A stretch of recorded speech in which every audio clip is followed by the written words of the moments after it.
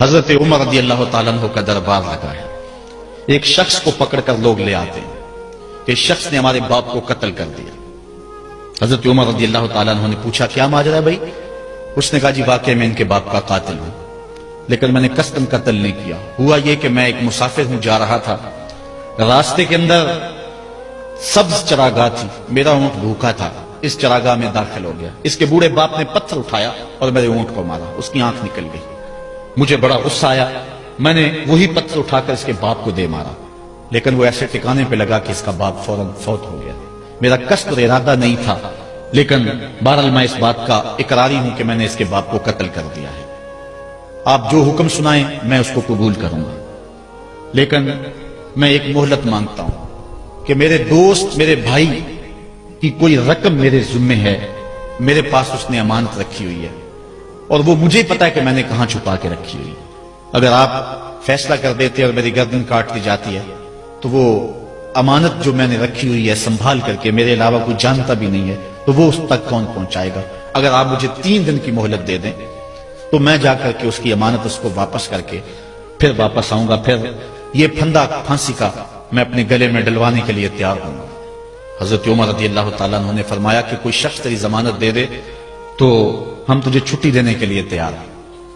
اس نے دائیں بائیں دیکھا، پورے مدینے میں اس کا کوئی شناسا ہی نہیں تھا، واقف ہی نہیں تھا، ایک اجنبی شخص تھا. حضرت ابو ذر غفاری کھڑے ہو گئے، کہا حضرت عمر میں اس کی ضمانت دیتا ہوں. ضمانت دے دی گئی، وہ چلا گیا. تیسرے دن وعدے کا جو وقت تھا، لوگ جمع ہو گئے، دربار لگ گئے.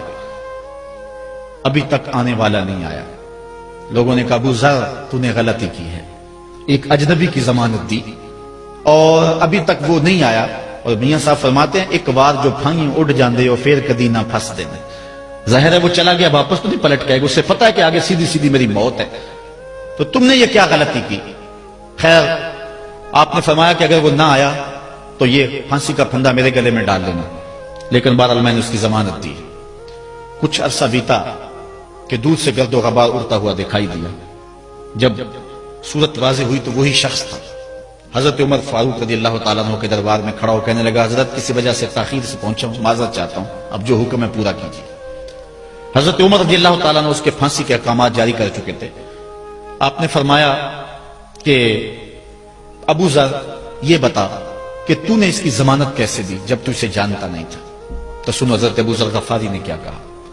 کہا ایک اجنبی میرے محمد کے مدینے میں پناہ مانگ رہا تھا اور اس نے چاروں سمت دیکھا اور کوئی شخص نہیں تھا جو اس کو امان دیتا اور اس کی ضمانت دیتا، تو میں نے اس لیے ضمانت دے دی کہ نہ بھی آیا تو اپنی جان چلی جائے گی. کل کو یہ تو نہیں کہے گا کہ محمد کے مدینے میں کسی نے ضمانت مانگی تھی، پورے شہر میں کوئی ضمانت دینے والا نہیں تھا. اس کو کہا کہ انہوں نے تو ضمانت دے دی، میاں اب تو بتا کہ تو چلا گیا تھا، تجھے جانتا کوئی نہیں تھا، نہ پلٹ کے آتا تو تجھے کوئی پوچھنے والا نہیں تھا، تو تو نے یہ دوبارہ موت کے منہ میں کیوں اپنا سر رکھا ہے؟ تو اس نے کہا کہ میں نے کہا کہ ایک اجنبی کی ضمانت ایسے شخص نے دی ہے جو مجھے جانتا بھی نہیں ہے، اور اگر میں نہ گیا تو لوگ قیامت تک اجنبیوں پر بھروسہ نہیں کریں گے کہ اجنبی یوں سلوک کیا کرتے ہیں.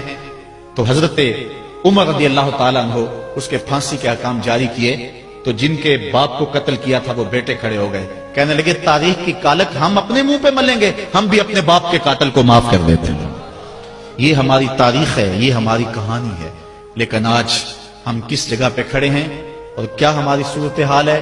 نہ ہمارا کردار رہا اور نہ ہمارا کوئی تشخص رہا. آج ہم نے اپنا تشخص بھی مٹا کے رکھ دیا، اپنے طرز زندگی بھی بدل دی. نہ ہماری باطن کی وہ روشنی رہی، نہ ظاہری وہ صورت رہی کہ ہم پہچانے جائیں کہ حضور کے غلام ہیں، بلکہ آج بھانت بھانت کی بولیاں بول رہے ہیں. اقبال نے کیا کہا تھا؟ اپنی ملت پر قیاس اقوام مغرب سے نہ کر، خاص ہے ترکیب میں تجھے قوم رسول ہاشم.